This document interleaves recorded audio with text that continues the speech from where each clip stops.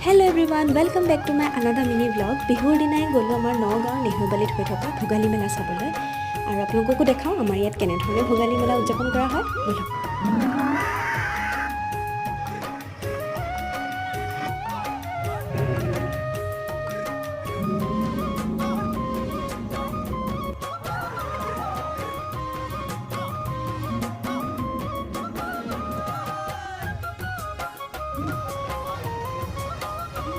ধুনীয়াকৈ মেলাখন ঘূৰিলোঁ চালোঁ খালোঁ আৰু আহি গ'লোঁ আৰু নেক্সট ডে মই ক'ত গ'লোঁ সেইটো ইয়াতে এড কৰি দিছোঁ।